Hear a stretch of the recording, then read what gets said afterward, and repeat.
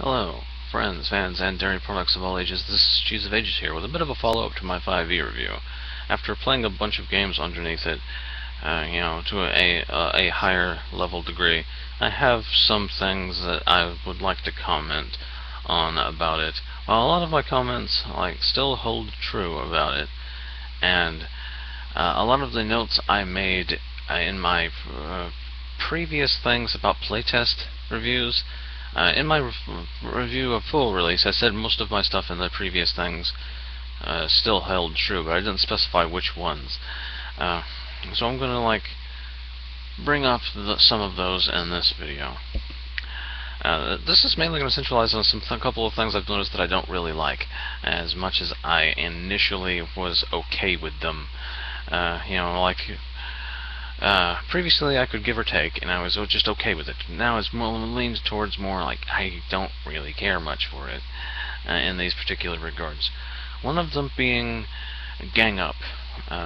Flanking doesn't exist anymore. They fixed the conga line of doom by making it where you don't have to get behind a person to get the big flanking bonus. Flanking doesn't exist.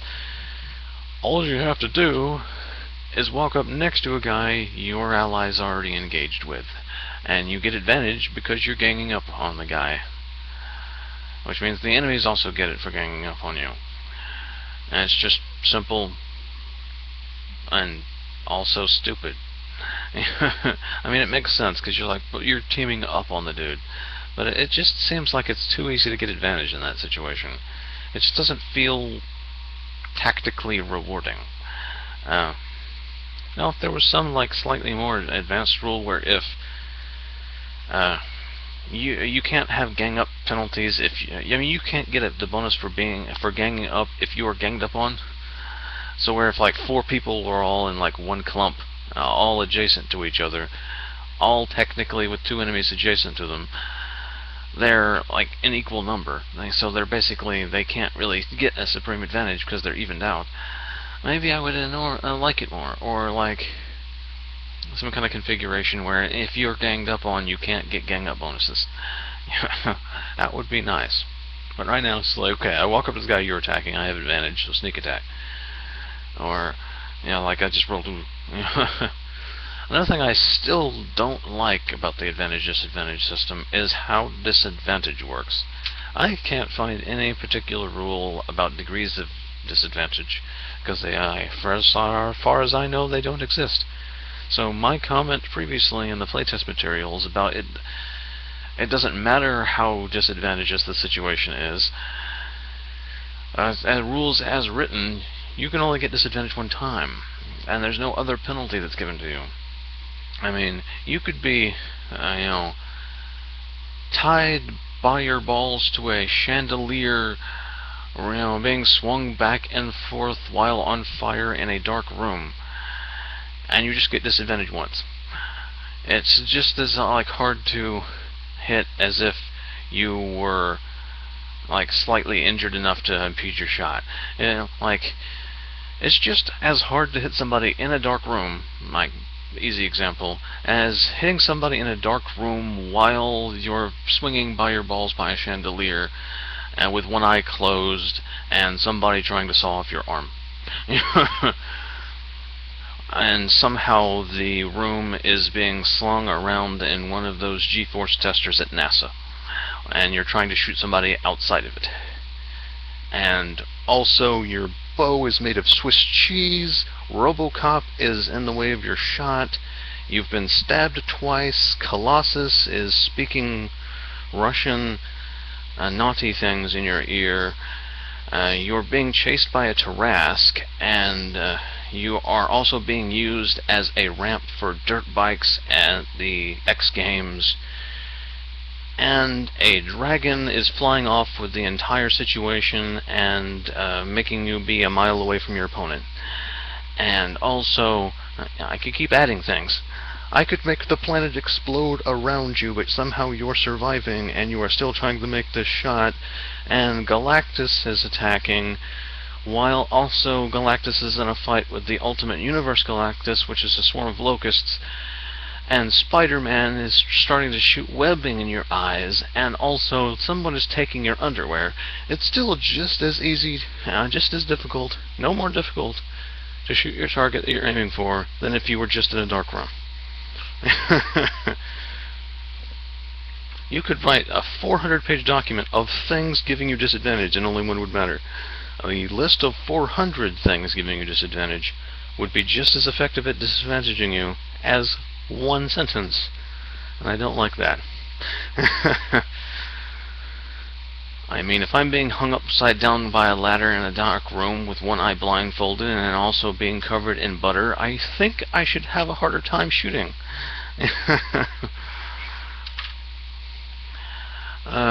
But yeah, that's another thing I don't particularly like about it. And another thing that I'm kind of didn't want to really bring up because it's sort of nitpicky is level 1's boring. And pretty much across the board. I mean, I can understand it's like, okay, you're just starting out, you don't know much, but then suddenly level 2, your entire class is dumped on you. Effectively. Everything, every central element of your class, level 2. I mean, like, Paladin, well, I can sense demons, and I can give you an arbitrary heal, and I can hit you with a sword. I can hit you. Next level, I can smite you through the ground, burying you 6 feet under and Garen ulting your ass. Huge freaking holy sword just like strikes down. And supernova of sound, and you're sent propelling 10 feet away and take 4d8 damage in addition to my attack.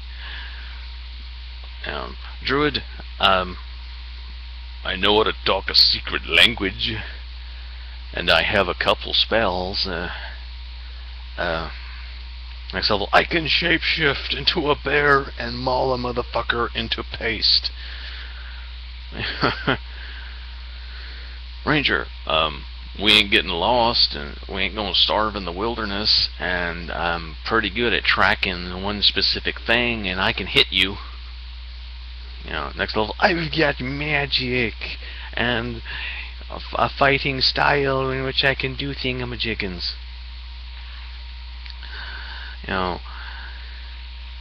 It's sometimes a little bit less of a disadvantage to classes. It's really fiddly. And I still don't like the formatting of this fucking book. Not only are the quick build character sections for every class leave out something and assume you'll look through the large section of the class even though the point of that section is to quick build, and so you don't have to look through all the class stuff. That's shit. There's also something I didn't initially notice that is shit formatting. They put the chapters like, okay, here's the sections of the book. Here's like, pick your race, pick your class, pick your background.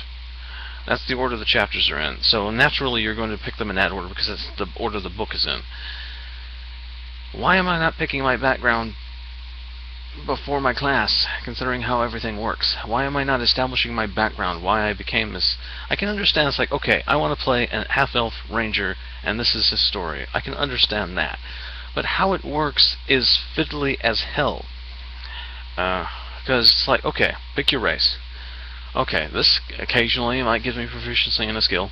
Now I'm going to pick my class. Okay, I'm going to pick a paladin, and I want this guy to be like a servant at he works at a temple. He's a servant at a temple. He's a stereotypical paladin. Even though the stereotypical paladin background they give in the quick build is noble, it's a holy warrior. He works for a church. He's going to be acolyte, right? So I say, okay, I'm going to make this guy a servant of a church. He's a monastery paladin. You go from your race to your class. Okay, I want this to be a religious dude. It's a paladin, so of course I'm going to pick religion. And okay, so I can pick like athletics or insight or all of these other things. I want him to be kind of wise, so I'm going to pick insight. Okay, so now let's look at the backgrounds. Okay, I've picked my 2 skills. Let's go look at the backgrounds. I wanted to be a servant of a church, a monastery paladin. Okay, acolyte, that's what that is. Okay, it gives me proficiency in religion and insight. Okay, I have that written down already because I picked those 2 skills. I'll just go back to class and pick 2 more skills. That's fiddly as fuck.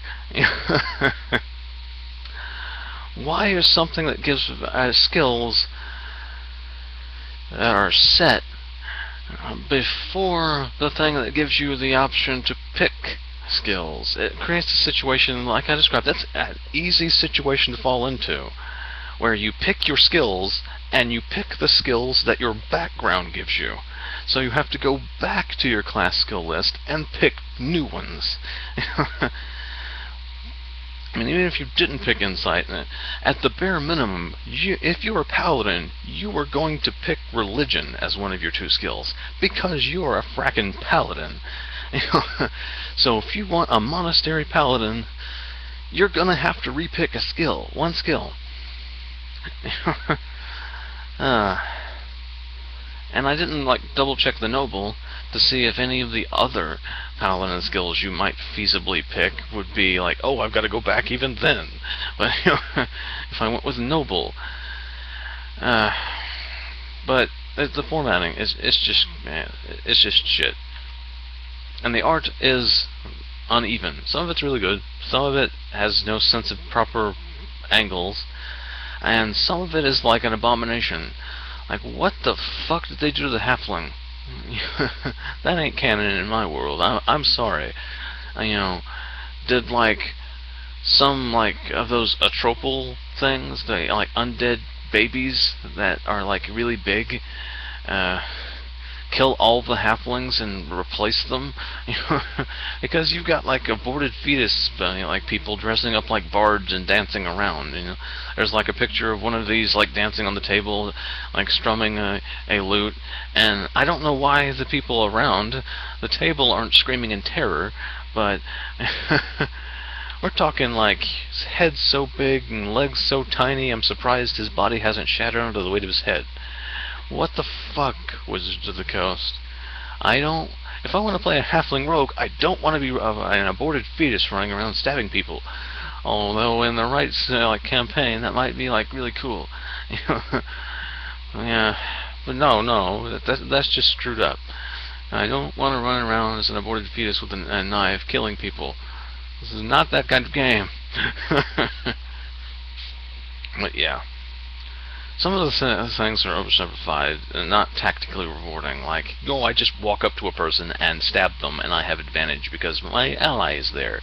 He doesn't have to do anything or set up anything, and there's no difference if I am ganged up and if there's an equal number of us next to the dude and an extra number of them. There's if there's 2 versus 2, it's not canceling it out. There's no degree in disadvantage or advantage. I don't really care too much for it. Those particular elements that I've stated as such. Still a reasonably solid system, but there's just some big weaknesses in it. Speaking of which, it's not anywhere near remotely as balanced as I initially assumed it was. Stand corrected. A Circle of the Moon Druid will always out-damage early on a Paladin that smites the hell out of a motherfucker. There's just some combinations that are overpowered as shit at different phases. There's pieces in which the War Cleric will massively outfight a fighter, and it doesn't scale back up till later. There's a lot of discrepancy in utility between different types of classes. Like a Beastmaster Ranger is practically useless because their Beast Companion will pretty much die in every fight, and it doesn't really output enough damage because its attacks never become magical, and thus later will not be able to penetrate resistances that some monsters have. And it's stilted sometimes, and it's like they gave no consideration to multi-class imbalances.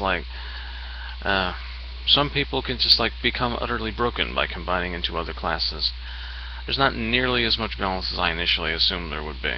At face value, if you just like go to like the core 4, or you just like do something, it's going to be reasonably balanced, and at different points in the game it will smooth out. Like some are better early, some are better later, some are better like the mid. It scales sometimes. Like the Circle of the Moon Druid that damages the Paladins peters off a little bit if you don't multi-class, and like it evens out. But yeah, balance is nowhere near as like streamlined as I initially assumed it was. But yeah, overall it's still a reasonably solid system, and I'll still be making content for it, and I might introduce some like packets of optional rules, which Wizards of the Coast didn't fulfill their promise on. But yeah, overall though, it's still a reasonably solid system. I would still highly rate it, but I still have some problems with it. It's a flawed but solid system. This is going to be Cheese of Ages signing off.